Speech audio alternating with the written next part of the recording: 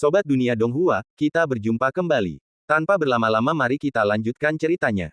Selamat mendengarkan dan selamat berimajinasi. Surong sangat terkesan dengan pria malas itu. Itu adalah Wu Tao, yang telah dia temui beberapa kali. Kelesuannya yang menyebalkan begitu dikenali bahkan jika dia telah menjadi abu. Tetapi ketika dia akhirnya mengenali punggungnya, dia sedikit tidak percaya. Terlepas dari itu, dia tidak dapat menghubungkan pria malas ini dengan latar belakang yang aneh dengan entitas misterius yang bertanggung jawab atas genosida baru-baru ini. Dia menolak untuk percaya bahwa dia bisa begitu menakutkan. Tapi inilah yang dia lihat. Terlepas dari keraguannya, inilah kebenarannya. Matanya berkedip ragu untuk beberapa saat, dan tanpa berpikir dua kali, Surong berlari mengejarnya. Kebenaran yang mengejutkan itu jauh melampaui dugaannya, dan Surong tanpa henti mengejarnya. Anehnya, sosok malas itu, meskipun berjalan lambat, dengan cepat menghilang di kegelapan malam, seolah tiba-tiba menguap. Saat ia menyusul, jejaknya sudah hilang. Surong tak kuasa menahan rasa curiga, bergumam bingung. Apakah aku berhalusinasi? Saat ia mulai bertanya-tanya, anggota tim terengah-engah dan menyusul, bertanya-tanya dengan gugup.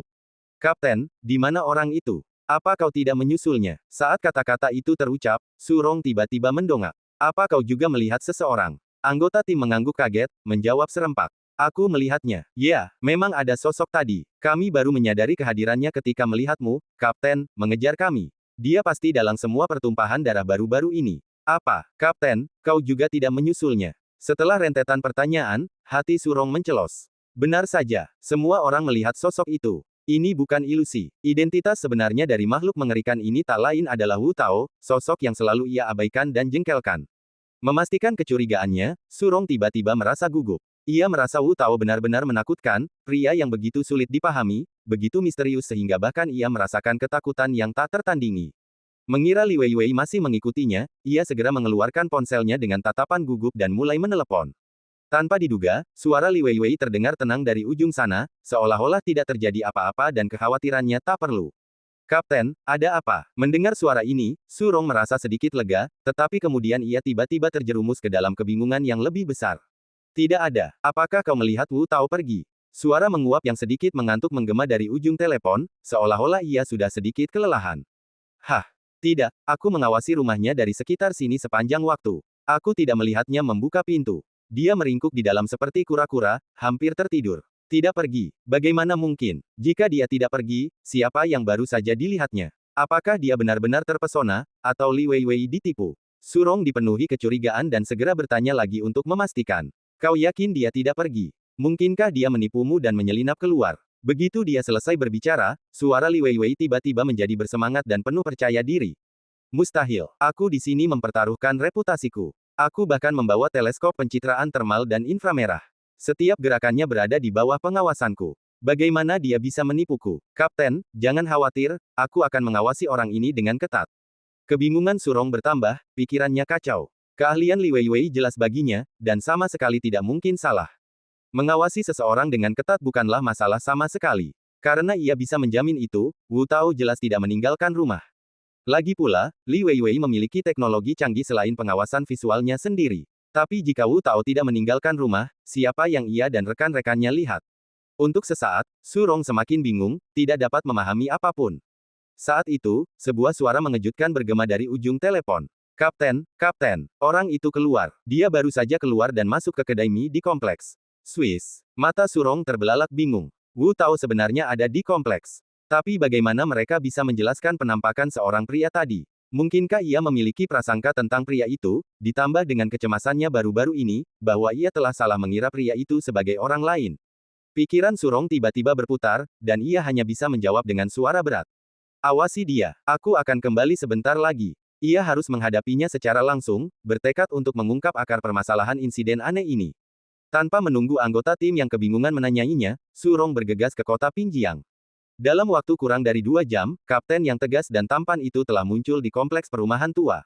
Ia berjalan sendirian menuju gedung apartemen. Setelah ketukan gugup, 9 pintu keamanan perlahan terbuka. Akhirnya ia melihat tersangka, Wu Tao. Ia masih lesu seperti biasa, mengenakan sandal dan celana pendek, dengan kepala berantakan. Sikapnya, yang biasanya membuatnya tampak lebih terdiam, menarik perhatian Surong dengan tatapan serius, saat ia mengamatinya selama setengah menit penuh. Namun, Wu Tao tetap tenang, kata-katanya setenang anjing tua. Ada apa kau mengetuk pintuku larut malam begini? Kalau tidak, aku mau tidur. Sikap dan nadanya begitu tenang sehingga ia tampak sama sekali tidak tahu apa-apa, sama sekali tidak berhubungan dengan kekuatan mengerikan dari pembunuh iblis. Jika kalau orang lain, aku khawatir mereka akan mengira itu kesalahpahaman. Namun, Surong telah mengalami banyak bahaya, penglihatan dan intuisinya luar biasa. Tanpa menunggu Wu Tao berkata apa-apa, ia melontarkan pertanyaan dingin dan belak-belakan. Apakah kau yang membunuh roh iblis malam ini? Wu Tao tetap tenang. Sebagai pria yang tenang, ia telah mengantisipasi setiap kemungkinan skenario dan memiliki setidaknya 100 kemungkinan skenario dalam pikirannya. Pernyataannya yang telah dipersiapkan mengalir dengan lancar dan alami. Apa itu roh iblis? Apa yang kau bicarakan? Aku sedang berolahraga di rumah dan baru saja bersiap-siap tidur ketika aku bertemu orang sepertimu yang mengoceh. Kalau tidak, aku akan menutup pintu. Ia melontarkan 3 jawaban, meniadakan semua kecurigaan sambil berpura-pura tidak bersalah dan bahkan dengan santai memberikan bukti ketidakhadirannya. Aktingnya begitu sempurna sehingga Oscar pun tak akan menjadi masalah. Namun, Surong bukanlah orang yang mudah ditipu. Pertanyaannya yang berwibawa bahkan mengejutkan Li Weiwei, matanya bergetar. Namun, pria di hadapannya tetap tenang dan kalem, kealamiannya hampir mengejutkan. Ada sesuatu yang mencurigakan. Sehebat apapun ia mengarang alibi, insiden ini jelas takkan membuatnya bebas dari kecurigaan. Surong menghentakkan kakinya dengan dingin, tatapannya tajam. Pasti kau, berhenti berpura-pura. Orang yang muncul di Sungai King malam ini pasti kau. Aku tak mungkin salah. Menghadapi pertanyaan berulang-ulang dari gadis berwajah dingin itu, Wu Tao tetap tegar. Rencana alternatif B telah dimulai dengan tenang, kalimat-kalimat yang telah ia siapkan hampir terucap. Tiba-tiba, cahaya warna-warni yang menyilaukan menyambar di depan pintu. Dinding dan lantai mulai melengkung, dan lantai itu tampak menggeliat dan memudar seperti lumpur, ditelan kegelapan dengan cepat. Pemandangan itu mengerikan, lebih buruk dari mimpi buruk. Bahkan film horor pun tak mampu menghadirkan perasaan sejelas itu. Ketakutan akan hal yang tak diketahui langsung menyebar di koridor, seperti angin dingin yang menerpa tubuhnya di hari-hari terdingin di musim dingin. Meskipun Surong luar biasa dan memiliki bakat langka, dia tetaplah wanita biasa. Bagaimana mungkin dia pernah melihat pemandangan seperti itu? Seketika, wajah kapten yang memukau itu memucat karena terkejut. Dia tanpa sadar melangkah mundur dan melihat sekeliling, seluruh tubuhnya mulai gemetar. Sebelum Surong bisa melihat perubahan yang mengerikan di sekelilingnya, koridor yang berkelok-kelok itu telah diliputi kegelapan total. Ruang klaustrofobia itu sunyi, dan hanya ia dan Wu Tao yang bisa melihat pancaran samar wajah satu sama lain. Surong membeku ketakutan. Saat itu, ia dipenuhi rasa takut akan hal yang tak diketahui, bahkan tak mampu membuat pertahanan bawah sadar. Apa yang ia lihat sungguh di luar pemahamannya. Dalam keputusasaan yang mendalam, ia hanya bisa menatap Wu Tao dengan ketakutan. Apa yang sebenarnya terjadi? Namun, Wu Tao tetap tenang, menawarkan ketenangan yang menenangkan. Set, jangan bicara, ini akan segera berakhir. Baik kegelapan di sekitarnya maupun tekanan ruang sempit yang menyesakkan itu sama sekali tidak membuatnya gentar. Ia tetap tenang hanya karena ia tidak merasakan bahaya. Pemandangan ini, yang mungkin menakutkan orang biasa, bukanlah apa-apa baginya. Perlahan mengangkat matanya, secerca kegembiraan melintas di mata Wu Tao. Kau benar-benar pengecut. Aku sudah menunggumu begitu lama, dan sekarang kau akhirnya bersedia muncul. Suaranya menggema lembut, memancarkan dominasi yang tak terlukiskan. Mata Surong melebar saat ia mendengarkan. Ia merasakan perubahan drastis pada sikap pemuda itu. Aura mengerikan yang tak dapat ia pahami menyebar diam-diam, aneh dan mengerikan. Saat pertanyaan Wu Tao bergema, ruang sempit itu tidak merespons. Sebaliknya, ia disambut oleh semburan cahaya mengerikan dari segala arah. Wosh! Wosh! Sinar cahaya, seterang meteor dan secepat guntur, melesat di sekitar mereka dalam sekejap mata, praktis melingkari mereka berdua. Jika mereka bersentuhan, tak ada yang tahu apa akibatnya. Seketika, wajah Surong memucat. Intuisi kematian membuatnya kehilangan keberanian, dan ia tidak tahu bagaimana cara melarikan diri dari malapetaka ini. Apa yang dilihatnya sekarang benar-benar membalikkan pemahamannya. Tempat macam apa ini? Kekuatan mengerikan macam apa sinar cahaya itu? Seiring serangan terus berlanjut, tokoh elit di kota Pingjiang ini mengembangkan rasa rendah diri, seperti semut, membiarkan dirinya dibantai tanpa reaksi. Namun, Wu Tao tetap luar biasa tenang. Menghadapi berkas cahaya yang berjatuhan, matanya memancarkan ekspresi riang dan mengantuk. Sedikit, dengan lambaian tangannya yang lembut, cahaya tak terbatas itu lenyap di udara tipis. Sebuah dorongan lembut dari telapak tangannya membawa cahaya kembali ke dunia ini. Dari kedalaman kegelapan yang semakin menjauh, sebuah suara menyakitkan bergema. Saat kegelapan menghilang, dalang itu hendak melarikan diri. Mata Wu Tao berkilat marah, dan ia segera mengejar. Tapi siapa yang tahu, Surong, pucat dan tak mampu menahan tekanan, jatuh terduduk di bahunya. Dalam sekejap kebingungan itu, bayangan itu telah lenyap. Melihat wajah pucat sang kapten, yang tampak seperti lumpur, Wu Tao mendesah tak berdaya. Ah, ini terlalu lemah. Ia memanggil pelan beberapa kali, tetapi tetap tidak ada jawaban. Ia tak punya pilihan selain mengetukkan jari kakinya lagi, menggunakan sedikit kultivasinya, dan menyeret wanita itu melintasi angkasa. Tak lama kemudian, mereka mendarat di sebuah pulau di lautan tak berbatas. Cuacanya sejuk dan udaranya segar. Surong akhirnya perlahan membuka matanya. Ia terduduk lemas, masih bingung. Melihat deburan ombak dan pohon kelapa di hadapannya, ia merasa hampir membatu. Sebelum ia sempat pulih dari keterkejutannya, sebuah kejutan yang lebih dahsyat menghantamnya. Ini. Ia meronta lama sekali, tak mampu mengucapkan sepatah kata pun. Entah sudah berapa lama waktu berlalu. Kapten yang tertegun itu tampaknya akhirnya mempercayai apa yang telah dilihatnya. Ia melirik Wu Tao, yang duduk malas di sampingnya, raut wajahnya terkejut.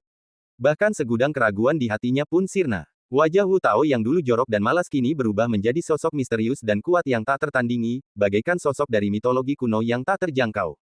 Dengan senyum lembut, pertanyaan itu membungkam semua keraguan. Apakah kau masih menganggap pertanyaanmu sebelumnya penting? Kali ini, Surong tidak menjawab. Menatap wajah yang terpantul di bawah sinar matahari, ia merasa seolah-olah telah melihat wajah dewa. Keterkejutan dan kekaguman yang tak terlukiskan memenuhi matanya. Keraguannya hanya tinggal anggukan pelan. Kapten yang dulu cakap dan cantik kini tampak seperti gadis yang kebingungan, benar-benar diliputi keterkejutan. Menatap ekspresi kebingungan itu, Wu Tao tidak terkejut, juga tidak mengucapkan sepatah kata pun. Lagi pula, ia telah lama melampaui semua makhluk hidup, makhluk yang berada di luar jangkauan manusia biasa. Ia memberikan instruksi singkat dengan nada ramah. Tunggu sebentar, aku akan mengantarmu pulang setelah selesai. Surong, yang benar-benar tertegun, hanya bisa mengangguk patuh. Melihat tidak ada gangguan lebih lanjut, Wu Tao memfokuskan pandangannya ke langit yang tak berawan, perlahan bangkit berdiri dan berteriak, kau keluar sendiri, dan kau masih butuh aku menyeretmu keluar.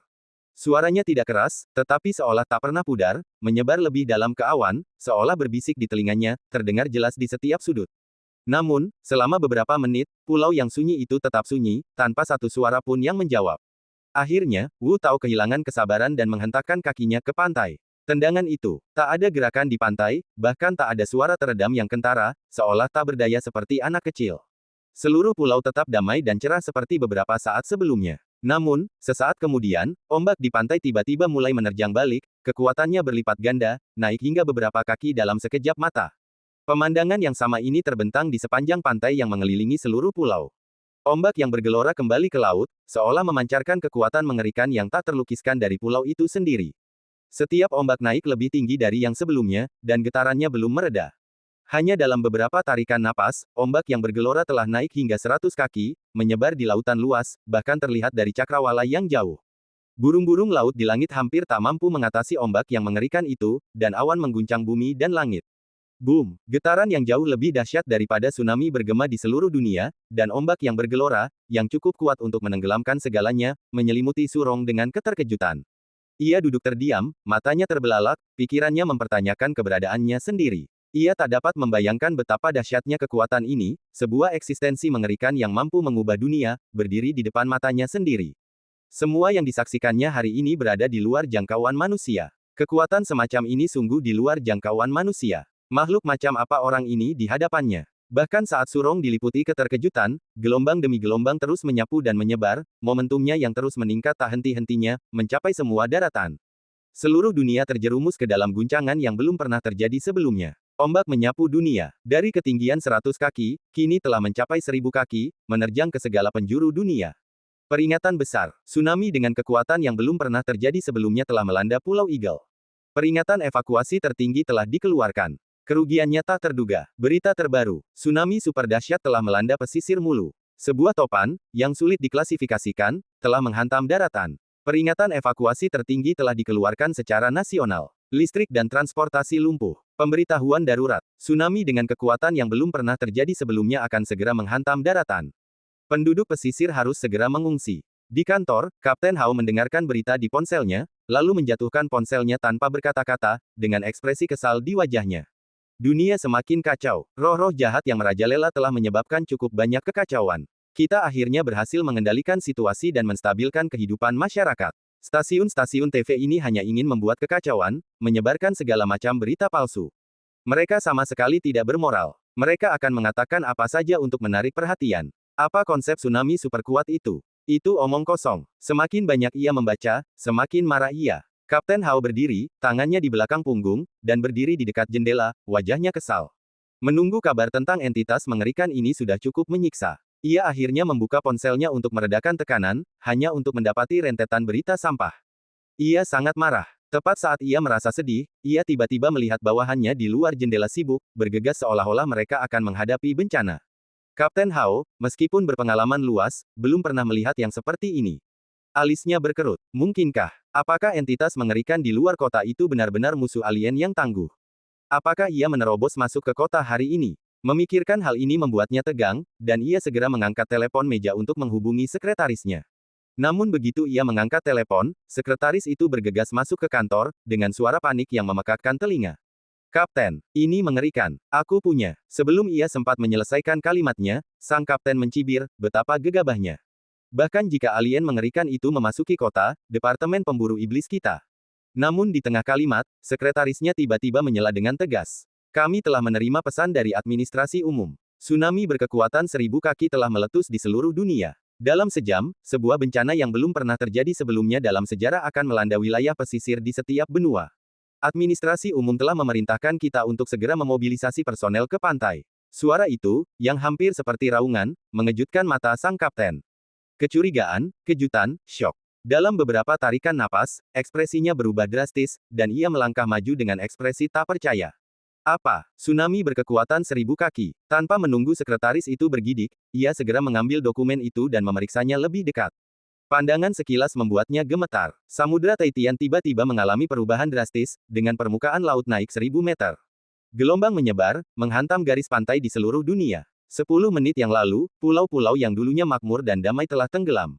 Tsunami, yang belum pernah tercatat dalam sejarah manusia, diperkirakan akan menghantam garis pantai kita dalam waktu setengah jam. Semua cabang divisi pemburu iblis diperintahkan segera untuk mengirimkan personel guna bala bantuan cepat. Segera jangkau pantai terdekat dengan segala cara. Pelanggar akan diadili di pengadilan militer. Kapten Hao, yang baru saja membaca sekilas dokumen itu, sudah lumpuh karena terkejut.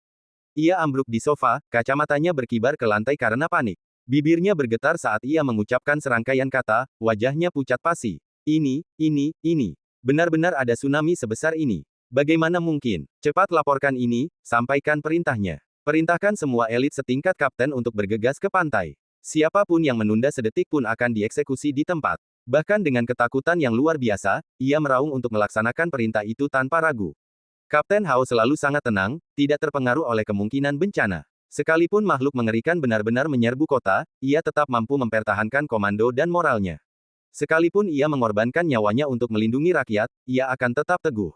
Namun, ia tak pernah membayangkan bahwa apa yang baru saja ia anggap berita palsu akan berubah menjadi bencana nyata. Tsunami setinggi 1000 kaki. Bencana alam sebesar ini, yang melanda seluruh dunia, belum pernah terjadi sejak awal peradaban. Bencana itu melanda di mana-mana hampir bersamaan, menyebabkan korban jiwa dan kerusakan yang tak terhitung, bahkan zaman es pun tak tertandingi. Sungguh, tanpa berlebihan, sebuah bencana pemusnahan. Bencana global yang tiba-tiba ini begitu dahsyat sehingga tak seorang pun memiliki kemampuan atau waktu untuk merespons, apalagi mencegahnya. Satu-satunya hal yang tersisa untuk dilakukan sekarang adalah membayar harga sebesar mungkin dan meminimalkan korban jiwa. Konsekuensinya tak terbayangkan. Kapten Hao diliputi keputusasaan, dan sekretarisnya, tentu saja, ketakutan dan tak berdaya. Pengumumannya yang menggelegar hanya mampu mengatasi ketakutan sesaatnya melalui kekuatan tugas dan keyakinannya. Ia kini benar-benar tercengang. Melihat ini, Kapten Hao berdiri dengan marah dan meraung. Brengsek, cepat laporkan, kirim semua bala bantuan elit segera. Suara ini hampir menggema di seluruh biro investigasi. Sekretaris itu terbangun kaget dan menjawab dengan suara gemetar. Perintah telah dikeluarkan. Setelah mendengar ini, Kapten Hao menahan amarahnya yang membara, tetapi ia tak berani bernapas. Ia segera membuka berbagai saluran informasi dan menunggu kabar dengan telinga terkatup rapat. Melihat langit yang runtuh dan bumi yang runtuh, sekretaris itu begitu ketakutan hingga tak berani bergerak lagi. Ia hanya bisa diam mengikutinya dan bertanya dengan gugup dengan suara yang hampir tak terdengar. Kapten, apa yang harus kita lakukan? Adakah cara untuk membantu wilayah pesisir? Mendengar suara itu, mata Kapten Hao meredup, tinjunya terkepal beberapa kali, dan wajahnya memucat. Menghadapi bencana global ini, kita sama sekali tak berdaya. Yang bisa kita lakukan sekarang hanyalah berdoa dalam hati, berharap Tuhan akan melihat kita dan melindungi penduduk wilayah pesisir. Berharap lebih sedikit korban, itu akan menjadi berkah. Mendengar kata-kata memilukan itu, sang sekretaris tersungkur ke tanah. Ia menatap dengan hikmat sang kapten yang dulu tangguh, yang tatapannya kini meredup, seolah diliputi keputusasaan dan rasa bersalah, keringat dingin mengalir di wajahnya. Seperti yang dikatakan sang kapten, dalam menghadapi bencana kelas dunia seperti ini, sekuat apapun seseorang, pada akhirnya mereka hanyalah seekor semut. Bahkan jika para pembasmi iblis elit dari seluruh dunia dikerahkan untuk bergegas ke tempat kejadian, itu hanyalah setetes air di lautan. Umat manusia selalu terlalu tak berarti di hadapan langit dan bumi. Kecuali dewa benar-benar ada, tak seorang pun dapat menghindari korban tak berujung yang akan menyusul. Pada saat ini, kota Pingjiang tak hanya jatuh ke dalam keheningan yang mematikan, tetapi umat manusia dimanapun dicengkeram oleh ketakutan yang mendalam, rasa hormat mereka yang telah lama hilang terhadap alam pun terbangun. Pulau-pulau tak berpenghuni terus-menerus tenggelam, dan seluruh dunia panik. Jika terus berlanjut, daratan yang sebenarnya akan tenggelam. Unit-unit penindas iblis di seluruh negeri siap berlomba mengirimkan pasukan elit untuk mendukung garis pantai terdekat. Setiap detik berharga. Kota Pelangi, kota paling kritis, adalah rumah bagi hampir setengah dari personel psikis elitnya. Situasi telah mencapai titik kritis. Pada saat ini, kota yang dulu makmur itu berada dalam kekacauan total. Terlepas dari upaya berbagai lembaga untuk menjaga ketertiban, penduduk yang sangat besar berada dalam keadaan panik. Jalan-jalan panjang macet dengan lalu lintas, dan massa yang melarikan diri memenuhi udara. Kekacauan itu tak terbendung. Di tengah kerumunan yang meratap, seorang gadis kecil duduk di tanah, terisak-isak tak terkendali. Dia melihat sekeliling tanpa daya dan panik, hanya untuk melihat wajah-wajah yang tidak dikenalnya. Akhirnya, dia menutup matanya dan terisak. Bu, bu, wu. Rasa takutnya tak terbendung, dan tangisannya yang lemah menyayat hati. Bahkan pria dan wanita yang lewat pun putus asa, namun mereka tak punya waktu untuk bereaksi. Tsunami setinggi 1000 kaki akan segera menerjang. Dalam situasi hidup mati seperti itu, bahkan orang biasa yang paling baik hati pun akan disibukkan dengan urusan mereka sendiri, membuat mereka tak punya energi untuk peduli tentang hal lain. Ketika bencana melanda, semua orang mengungsi, dan banyak pasangan terpisah oleh kerumunan yang kacau, apalagi pejalan kaki lainnya. Bahkan jika ibunya menerobos kerumunan, merangkak mati-matian untuk mengulurkan tangan dan menarik gadis kecil itu, rasanya sudah terlambat. Bagaimana mungkin seorang wanita lemah mampu mengatasi ratusan orang yang ketakutan? Beberapa meter terasa begitu jauh. Gadis kecil itu hampir terinjak-injak oleh kerumunan yang panik, mengakibatkan tragedi. Air mata menggenang di mata ibu muda itu, dan ia hanya bisa berteriak putus asa memanggil putrinya. Nanan, Nanan. Tepat saat itu, sesosok melintas bagai kilat, nyaris tak terlihat, dan menyambar gadis kecil itu sebelum kerumunan sempat meremukkannya. Saat kerumunan berlalu, tak seorang pun meninggalkan lapangan yang kacau itu.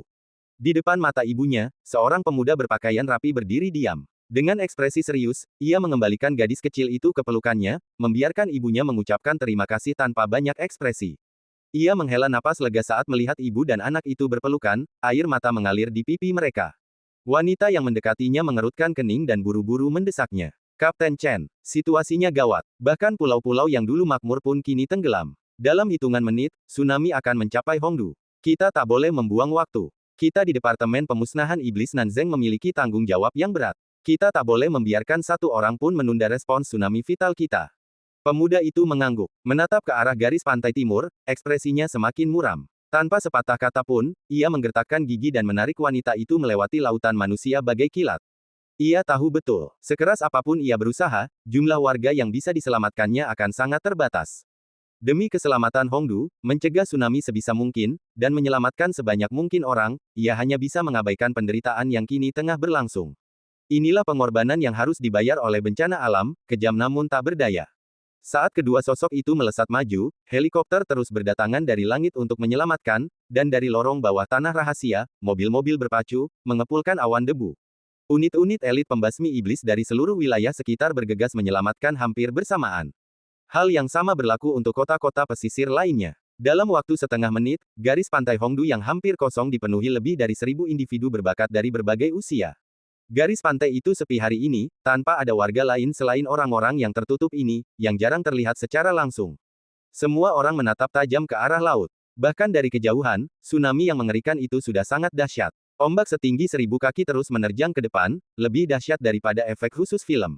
Menatap ombak yang hampir menutupi langit, semua orang dipenuhi rasa takjub, tiba-tiba merasa sangat tidak berarti. Betapapun briliannya mereka di masa lalu, atau betapa hebatnya kekuatan yang mereka miliki, saat ini, hanya kesungguhan dan kecemasan yang memenuhi wajah mereka. Guntur dan kilat berbenturan, laut bergelombang bagai tirai surga. Bencana alam semacam ini benar-benar di luar kendali manusia. Sekalipun teknologi telah maju ke titik yang membanggakan, itu sama sekali tidak berguna melawan fenomena mistis seperti itu. Semburan baja tampak seperti permainan anak-anak di hadapan tsunami langit.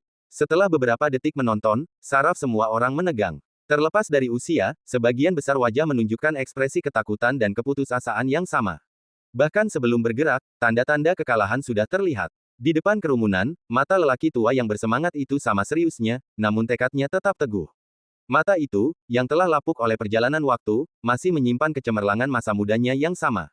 Setelah beberapa saat menatap, ia perlahan mengalihkan pandangannya dan mengamati penonton. Semuanya, suaranya yang dalam, bagaikan lonceng yang bergema, membangunkan seluruh penonton pemburu roh supernatural. Banyak yang tersadar kembali, mata mereka dipenuhi keterkejutan dan rasa hormat. Feng tua, itulah pemburu roh legendaris, Grandmaster Feng, yang sekarang menjadi kepala biro pembasmi iblis Hongdu. Dia masih bertahan. Wajah dan suara Feng Tianqi langsung membangkitkan semangat seluruh kerumunan. Pemburu roh veteran yang tersohor ini, yang tersohor di seluruh negeri Xia, memiliki keterampilan dan status yang tak tertandingi, idola bagi banyak pemburu roh. Pada saat ini, ia dengan berani memimpin pasukan melawan tsunami, langsung mengguncang moral mereka. Di tengah kerumunan yang menyaksikan, wajah Feng Tianqi yang lapuk menunjukkan ekspresi tegas, suaranya dipenuhi tekad yang tak tergoyahkan. Sekarang tsunami setinggi 1000 kaki akan segera mendarat, menahan tsunami dan menunda waktu penyelamatan adalah prioritas utama.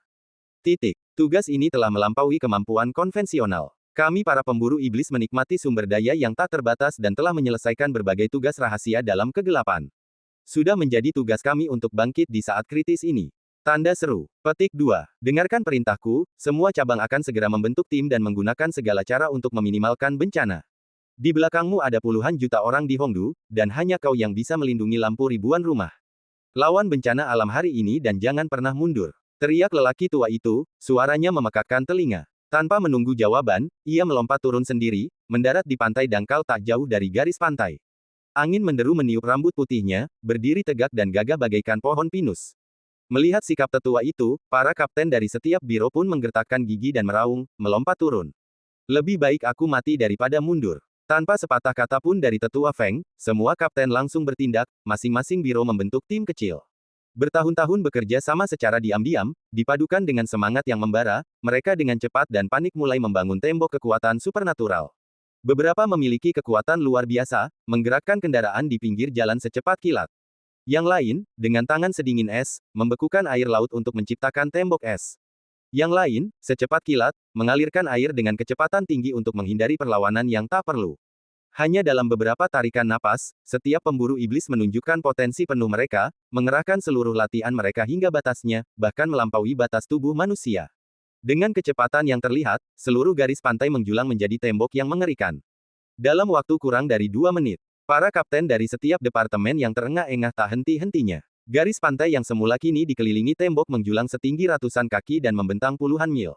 Meski begitu, para pemburu iblis tetap gigih, tanpa lelah membangun tembok supernatural itu, seolah mengorbankan nyawa mereka untuk melindungi orang-orang di belakang mereka dan mempertahankan garis pertahanan terakhir bagi ibu kota agung kerajaan Xia.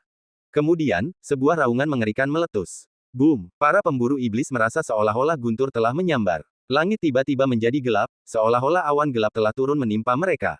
Tubuh mereka membeku. Ribuan orang di sepanjang garis pantai merasakan rasa tertindas yang tak terlukiskan. Semua orang terkejut, mata mereka tiba-tiba terangkat. Baru kemudian mereka melihat ombak yang mengerikan tepat di depan mata mereka, menutupi langit dan menelan matahari dan bulan. Pada saat itu, menyaksikannya secara langsung, semua orang menyadari bahwa tembok yang dibangun dengan susah payah itu tidak sebanding dengan tsunami dahsyat yang mengerikan itu. Bahkan sebelum mereka bersentuhan langsung, ombak-ombak itu menerjang bagai gelombang pasang, puncaknya menjulang tinggi di atas tembok tinggi, mengancam akan menelan kerja keras semua orang. Semua orang berdiri mematung di tempat, wajah mereka kosong, wajah mereka linglung saat angin dan ombak menghantam mereka. Ketua tim Feng Tianqi mengepalkan tinjunya. Saat ombak besar itu menghantam tembok tinggi, getaran memekakkan telinga bergema di telinga mereka. Bang! Dalam satu tarikan napas, tembok tinggi itu runtuh seperti puing-puing, ombaknya menghantam dengan kekuatan yang tak terhentikan. Pada saat itu, bahkan para pemburu iblis elit dari bangsa Xia merasakan keputusasaan dan ketidakberdayaan yang belum pernah terjadi sebelumnya. Menyaksikan derasnya arus yang datang, wajah mereka memucat seperti abu.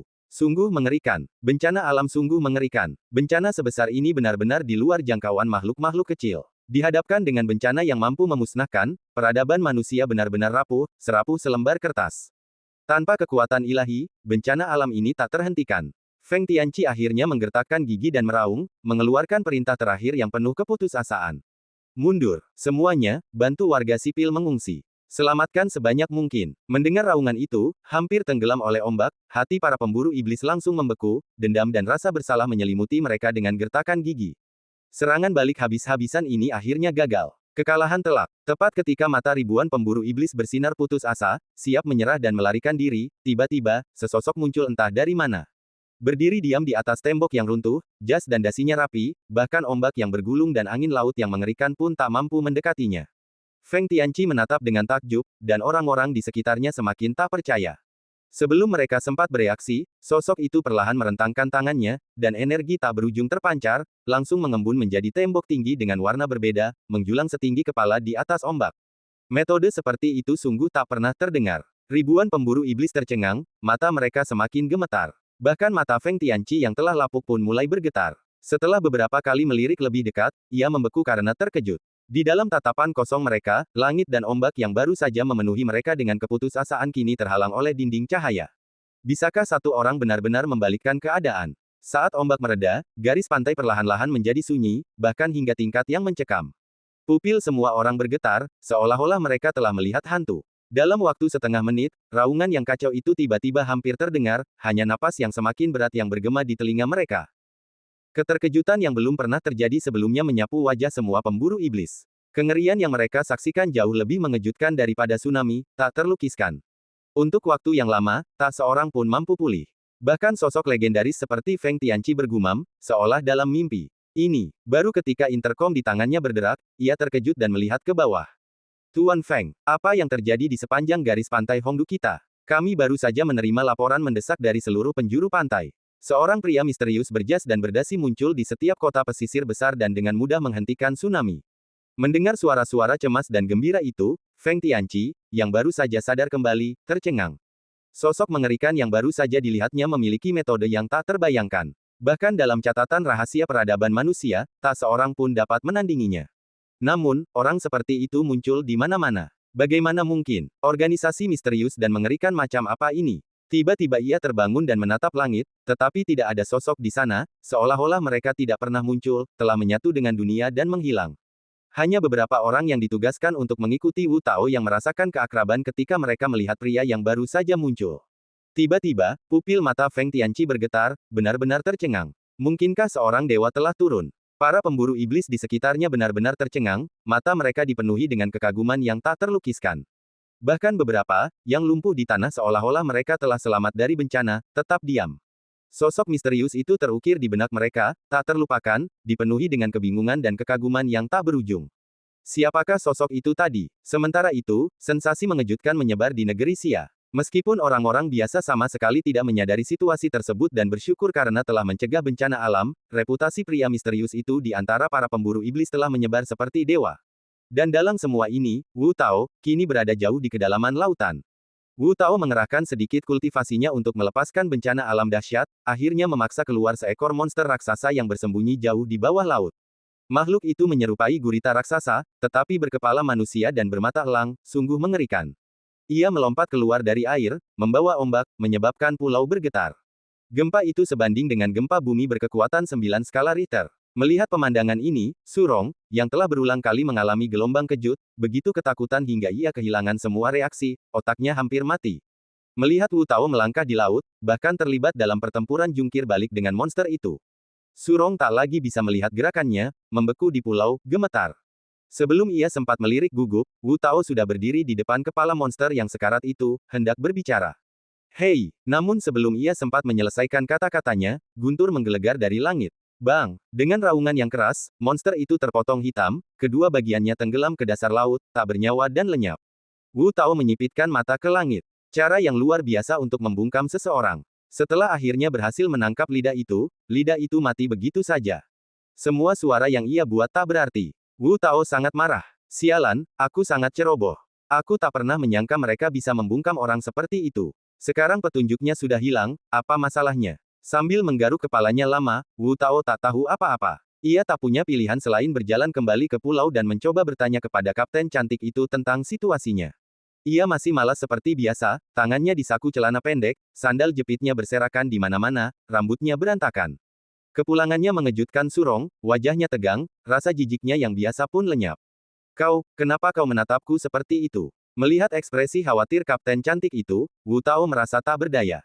Di dunia ini, kehadirannya memang agak menakutkan. Bahkan bagi orang biasa, akan sulit untuk menerimanya. Bahkan sedikit saja jejak kultivasinya sudah cukup untuk menghancurkan pandangan dunia mereka. Ia hanya bisa berusaha bersikap ramah, tersenyum, dan mencoba memulai percakapan. Jangan gugup, aku hanya ingin bertanya sesuatu. Pernahkah kau mendengar tentang wanita ini di dunia ini, yang dipuji sebagai makhluk paling kuat dan misterius? Kemampuannya tak tertandingi, dan siapapun yang mendengar reputasinya akan mundur sementara. Begitu kata-kata itu keluar dari mulutnya, mata Surong tiba-tiba membeku, seolah-olah ia memang mendengar sesuatu. Wanita paling kuat, yang kau bicarakan pasti Suster Han. Wu Tao berjongkok, matanya berbinar-binar penasaran. Saudari Han, apa yang kau tahu? Katakan padaku. Bahkan nada paling tenang pun terdengar sangat kuat bagi Surong, seolah-olah ia sedang menghadapi ujian hidup atau mati.